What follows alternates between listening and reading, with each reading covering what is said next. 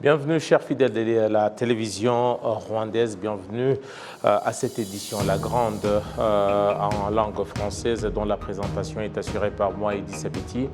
Tout de suite, voici les détails, voici plutôt les titres de cette édition avec les femmes et les jeunes qui sont dans le secteur de petites et moyennes entreprises. Qui sont aujourd'hui encouragés à se familiariser et surtout à tirer davantage d'intérêt pour ce que représente la zone de libre-échange continentale africaine, la ZLECAf. Et puis les lecteurs assidus de la Bible déclarent que le livre saint coûte de plus en plus cher sur le marché. Et pour la Société de la Bible au Rwanda, celle-ci indique que c'est l'une des conséquences de la diminution des donateurs et d'autres bailleurs de fonds qui aujourd'hui, c'est une diminution à l'échelle de 80%. En dehors de nos frontières, le sommet des BRICS, Lula et Xi Jinping, respectivement présidents brésiliens et chinois, sont déjà en Afrique du Sud. Au programme de cette année, c'est l'expansion du bloc à des nouveaux membres ainsi que les moyens d'étendre son influence politique et économique sur l'échiquier mondial.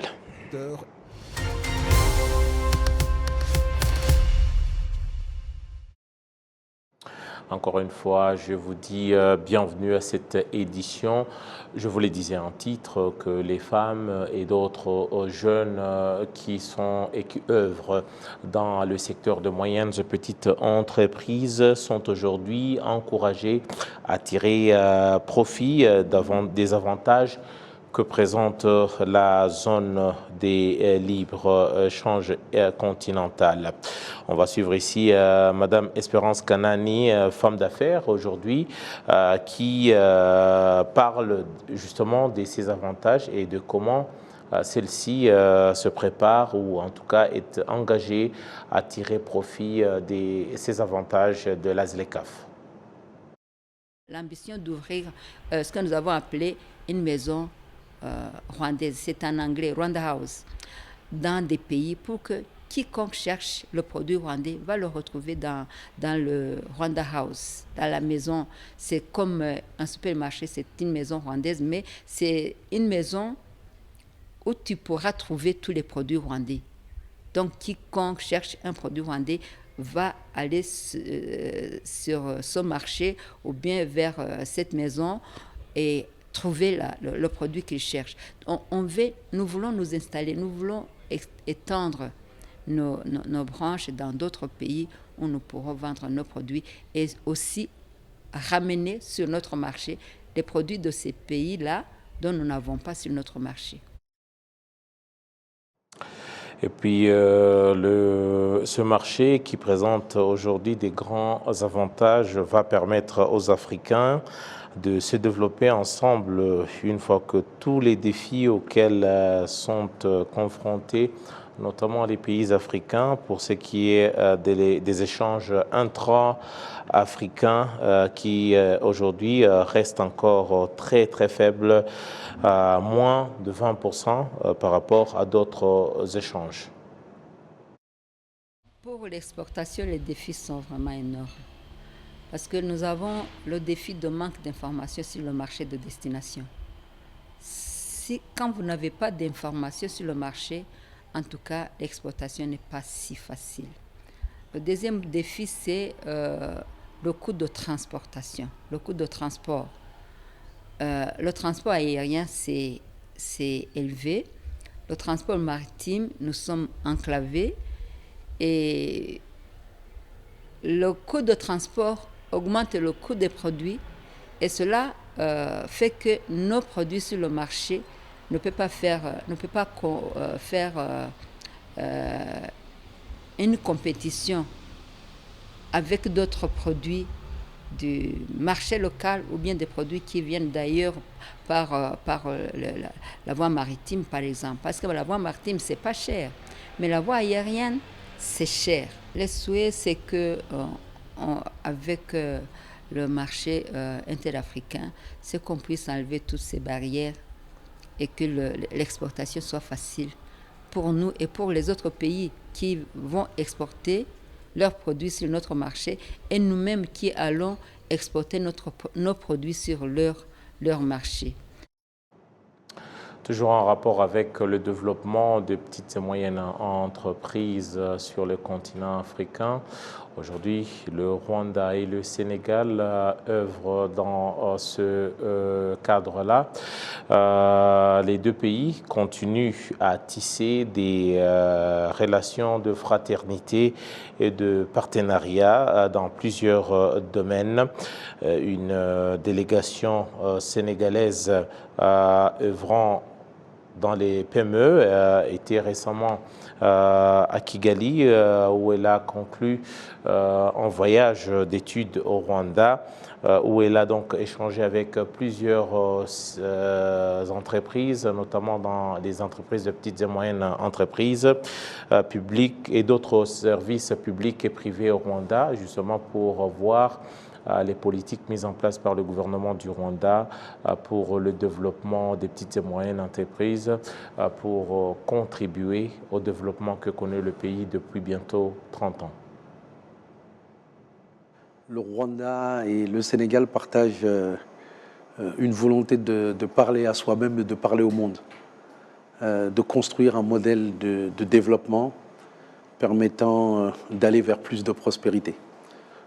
J'ai la chance, moi, dans mon parcours, d'être issu de la diaspora, d'avoir contribué à accompagner au Sénégal l'élaboration du programme qui est en cours de Plan Sénégal émergent, anciennement Yonou Yokouté. Et l'enjeu, c'est trouver sa voie pour aller vers le bien-être de la population. Et les voies et les chemins qui nous permettent d'y parvenir sont pluriels en Afrique. Et le Rwanda, assurément, en est l'une d'elles.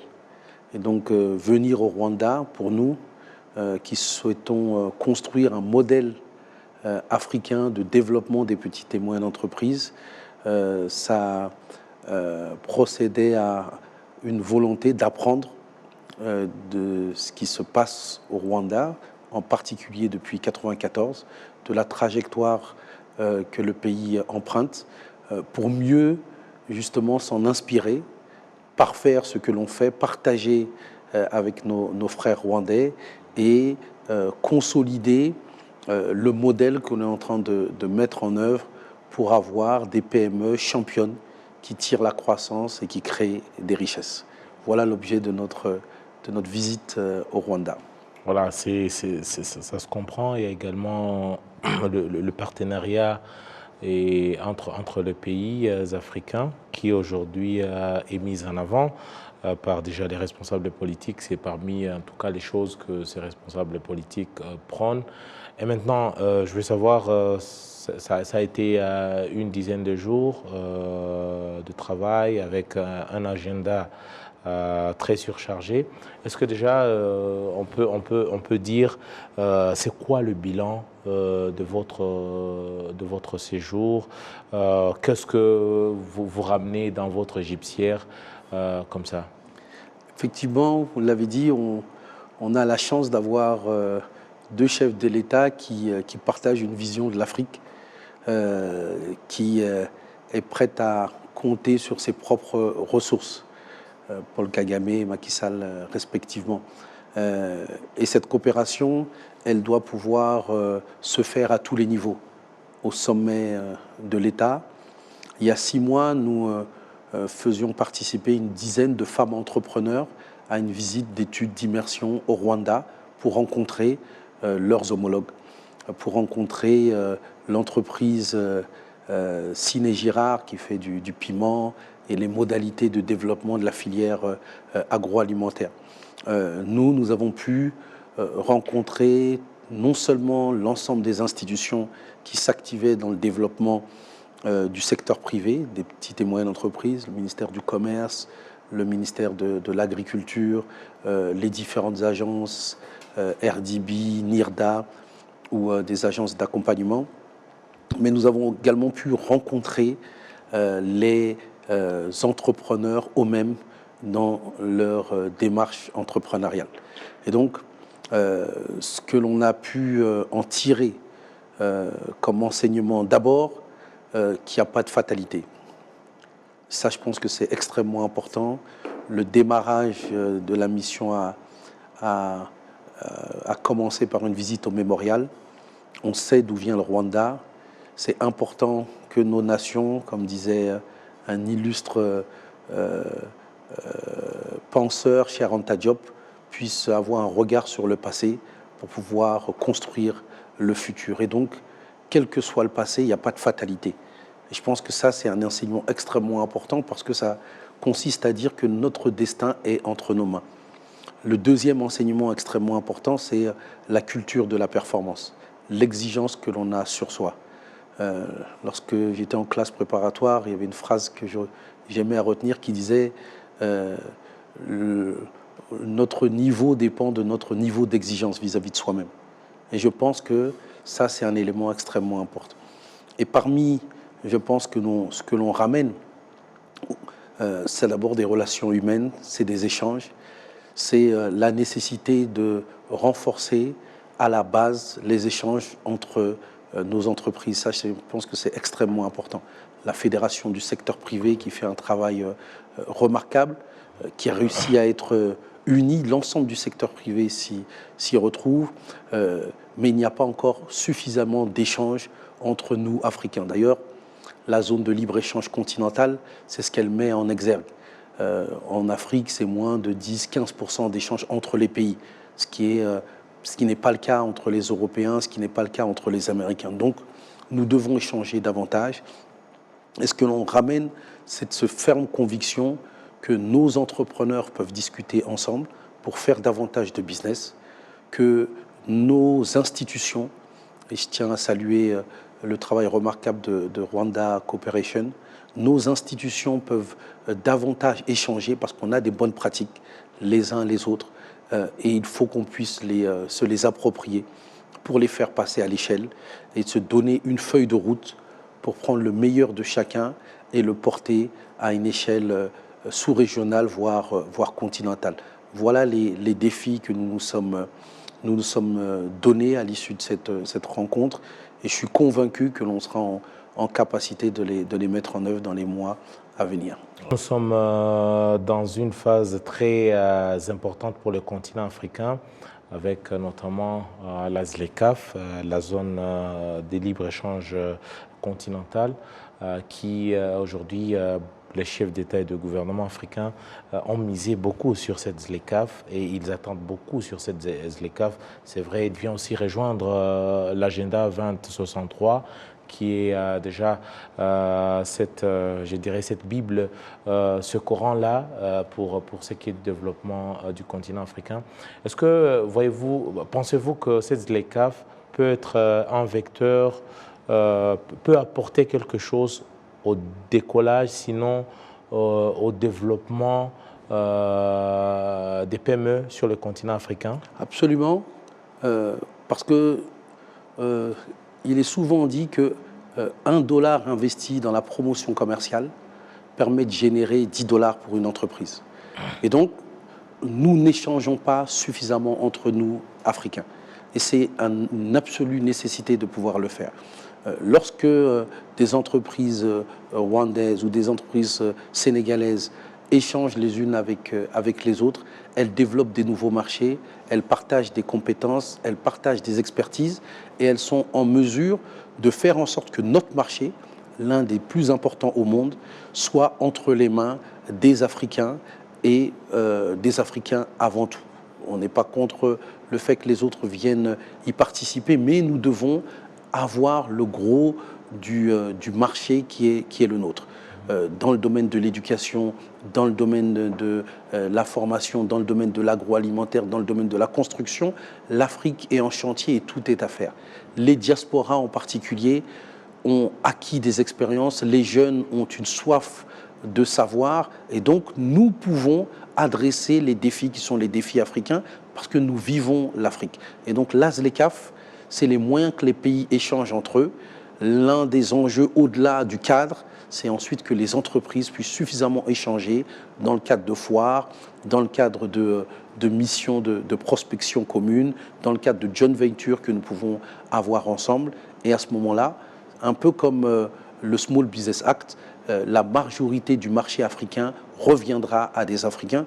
Et je pense que ça doit être une exigence que l'on doit se donner aussi à nos dirigeants, s'assurer qu'on ait une partie des marchés qui soit dévolue aux entreprises africaines. C'est ça qui leur permettra de compétir, de grandir et d'être compétitifs. Il s'agissait là de Idriss Diabira. Il est directeur général de l'agence de développement et d'encadrement de petites et moyennes entreprises au Sénégal qui s'est entretenu avec nous. Changeons de chapitre cette fois-ci pour parler de la foi avec notamment les lecteurs assidus de la Bible qui aujourd'hui remarquent des prix, des tarifs en tout cas de plus en plus chers pour obtenir une Bible sur le marché. Et d'autre part, on signale même la rareté dans certaines parties du pays du Saint-Livre. Et du côté de la société biblique au Rwanda, celle-ci, elle déclare que c'est l'une des conséquences notamment de la diminution des donateurs et d'autres bailleurs de fonds qui aujourd'hui, en tout cas, cette diminution est à l'échelle de 80%. Avant d'en savoir un peu plus, suivons d'abord cet élément qui nous a été préparé par notre confrère Kassim Youssouf. La communauté de distribution de la Bible et d'autres livres religieux indique qu'il arrive que la Bible soit indisponible au marché. Il arrive que les Bibles soient indisponibles au marché. C'est la Société de la Bible au Rwanda qui les distribue et lorsque son stock est vide, elles sont indisponibles. Avant l'apparition de la Covid-19, une petite Bible coûtait 4 000 francs et la grande Bible au format normal coûtait 5 000 francs. Vous comprenez maintenant que le prix d'une petite Bible est de 8 000 francs et la grande 9 000.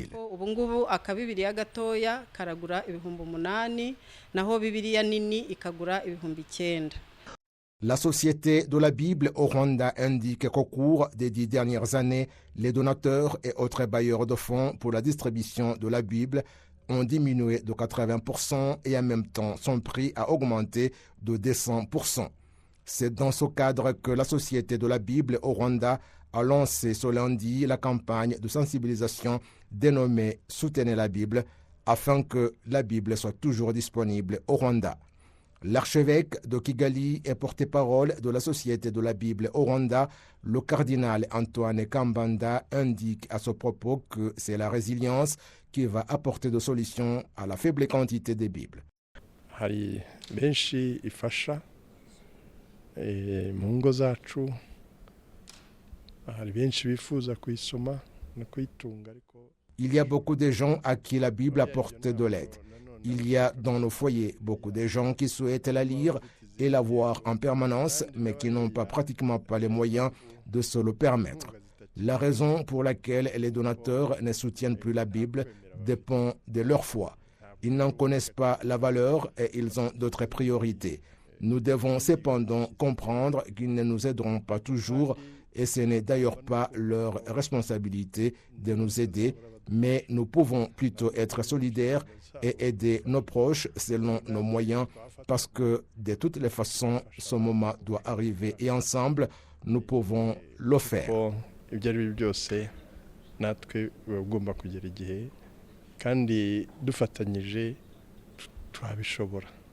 Avec l'absence des donateurs et d'autres personnes qui soutiennent la Bible pour qu'elle soit disponible au Rwanda, le prix de la Bible au marché sera d'environ 70 000 francs rwandais parce que ces maisons d'édition sont à l'extérieur du continent africain et qu'à cela s'ajoute le tarif du transport qui est élevé.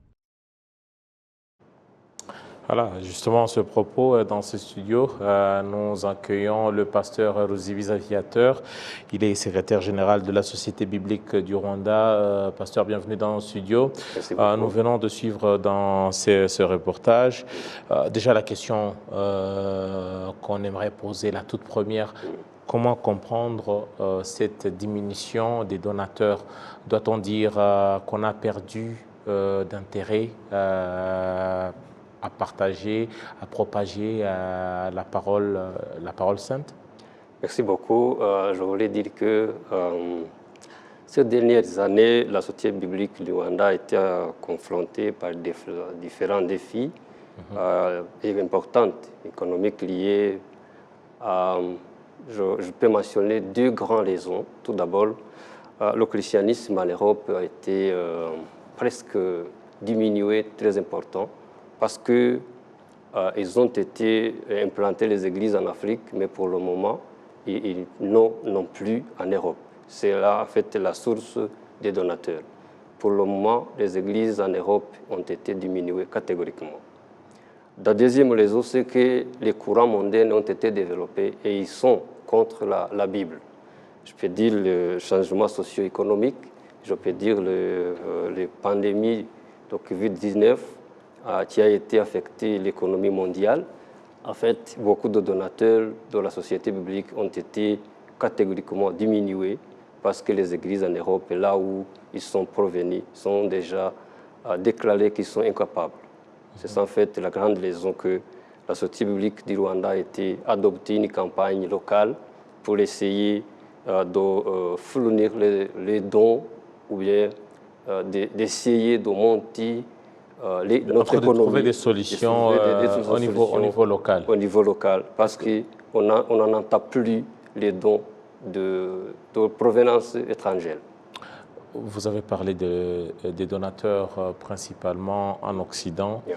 Est-ce que c'était des donateurs privés? C'était des individus, c'était des sociétés, c'était des organisations? C'était qui ces donateurs? Donc, ils sont dans trois catégories essentielles. Ouais. Tout d'abord, c'était les missionnaires. D'accord. Les gens qui ont été implantés les églises en Afrique étaient missionnaires. Ils ont fondé les organisations chrétiennes pour supporter les églises du Rwanda et en Afrique en général. Deuxièmement, ce sont les individus.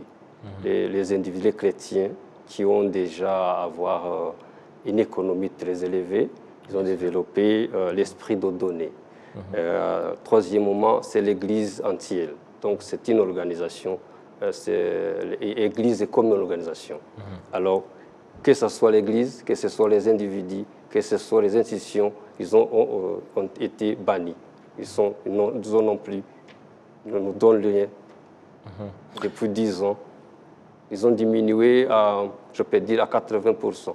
80%. Yeah. Aujourd'hui, la question qu'on peut se poser, s'il y a une diminution à l'échelle de 80%, c'est quand même inquiétant. C'est très inquiétant. Et maintenant, ce qu'on aimerait savoir, existe-t-il aujourd'hui, par exemple, au niveau de l'Église? Vous êtes pasteur. Est-ce qu'une telle situation, si déjà pour se procurer le livre saint, ça pose problème, est-ce qu'on peut s'inquiéter, par exemple, que cela puisse affecter la foi des fidèles si l'accès déjà au livre saint devient compliqué, devient cher, devient rare? Si la Bible est la source de tout savoir, de tout du bien, et que tu n'es pas en mesure d'être en contact avec le message de la Bible, par conséquent, tu ne peux pas être un vrai chrétien quand tu n'es pas en contact avec la Bible. C'est très inquiétant. Vous confirmez que ça va affecter la foi? Je confirme que si tu ne contactes avec la Bible, ta foi va être très bannie, très complètement. Ah oui.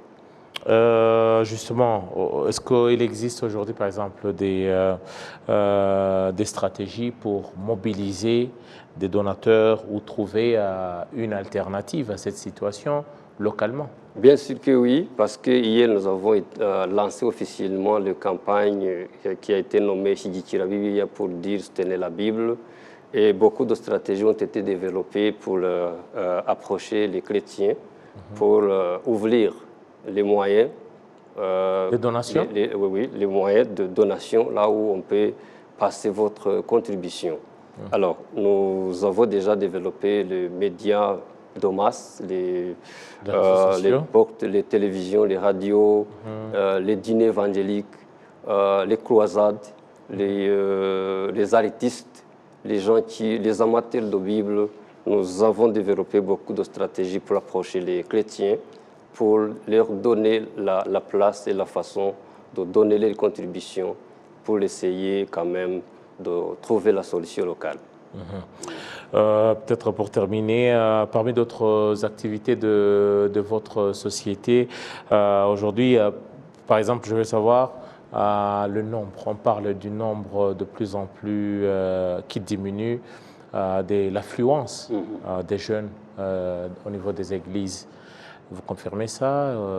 Ça inquiète les églises? En tout cas, quand on dit la participation active dans notre respective église, il y a beaucoup de gens. Il y a les jeunes, il y a les adultes, il y a les enfants.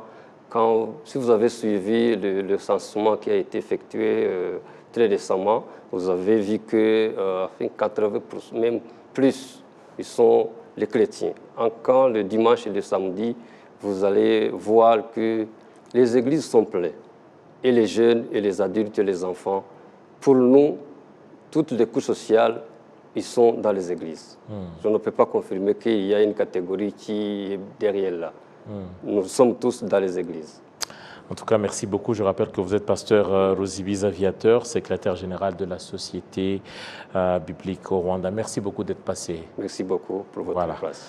On va rester en rapport avec l'Église et surtout son rôle dans la société, cette fois-ci au niveau de l'éducation, où en tout cas l'éducation apprécie plutôt, le ministère de l'Éducation apprécie le rôle et la contribution des églises, des confessions religieuses dans la promotion de l'éducation au Rwanda et surtout dans le perfectionnement de l'enseignement au Rwanda. Le Rwanda aujourd'hui abrite une conférence internationale dont le thème est envisager l'Église et l'école chrétienne ensemble pour l'Afrique 2050. Les détails ici, c'est avec notre confrère Kassim Youssouf. Certains participants à cette conférence indiquent que l'éducation est la base de tout et que la conjugaison des efforts s'avère nécessaire pour mettre en place une éducation de qualité qui vise l'édification d'une économie fondée sur les sciences. Ils ont en outre présenté les problèmes auxquels l'éducation est confrontée en Afrique, notamment l'abandon d'écoles suite à diverses raisons dont la pauvreté, l'insuffisance d'équipements et de matériel didactique et le manque de moyens au sein des familles qui pourraient entraîner les enfants dans la mauvaise conduite. Ils ont par ailleurs fait observer que l'Église joue un grand rôle dans la promotion de ces écoles et que les enfants qui y sont inscrits acquièrent des connaissances qui contribuent au développement des pays du continent et des familles en général. Sylvain Olo Momon, venu du Burkina Faso, a fait remarquer que même si l'école chrétienne joue un grand rôle dans la promotion de l'éducation, différents défis subsistent. Notre thème de cette conférence, en tout cas, dit envisager l'Église et l'école chrétienne ensemble pour l'Afrique de 2050. Lorsque nous regardons actuellement l'Afrique, nous avons plein de défis actuellement à relever. Et nous pensons qu'actuellement, à travers cette table ronde que nous avons, nous pourrons actuellement nous équiper pour répartir actuellement, impacter les élèves que nous avons dans nos différentes classes, mais aussi voir comment est-ce qu'avec l'Église, nous pouvons actuellement travailler en synergie pour transformer nos différentes sociétés pour la gloire de Dieu. Plusieurs défis actuellement au niveau de l'éducation. Le premier défi que nous rencontrons au niveau de l'éducation, il faut dire que c'est d'abord la formation. Voilà. Parce que nous trouvons que nos enseignants ne sont pas actuellement formés sur le plan actuellement biblique. Voilà. Parce que beaucoup d'enseignants ont été formés actuellement sur le plan, on va dire, académique, dans les écoles actuellement normales de l'État. Donc sans actuellement la vision biblique. Donc ce qui en fait que c'est difficile pour ces enseignants-là de transformer les communautés. Donc ça c'est le premier défi, c'est la formation. Le deuxième défi que nous voyons au niveau de l'éducation, c'est les enseignants. Nous n'avons pas d'enseignants chrétiens. Voilà. Donc, et nous pensons qu'à travers cette conférence, nous pouvons avec l'Église lever une génération d'anciens chrétiens. Et voilà, je dirais que le troisième défi, c'est surtout le défi financier. Voilà, parce que nos écoles actuellement souffrent véritablement actuellement de finances. Et nous pensons qu'avec cette conférence, c'est en tout cas un vrai partage d'expérience pour voir comment est-ce que nous pouvons lever aussi des fonds pour soutenir l'éducation chrétienne en Afrique. D'autres participants confirment le rôle de l'école chrétienne dans la promotion de l'éducation, mais estiment qu'il faut y déployer davantage d'efforts. Le ministère de l'Éducation apprécie le rôle des confessions religieuses dans la promotion de l'éducation et certains de leurs représentants estiment que cette conférence est la meilleure occasion de restructurer le fonctionnement des écoles qu'ils gèrent conjointement avec le gouvernement pour les faire davantage progresser. Voilà tout pour cette grande édition en langue française. Merci à toutes les équipes au niveau de la régie, des équipes conduites par Janvier Mourenzi Karangwa. À mon nom propre, Edis Sabiti, je vous dis grand merci. J'aurai tout le plaisir de vous retrouver très prochainement pour une nouvelle édition. Mais en attendant, restez bien fidèles au programme de la télévision rwandaise. Au revoir.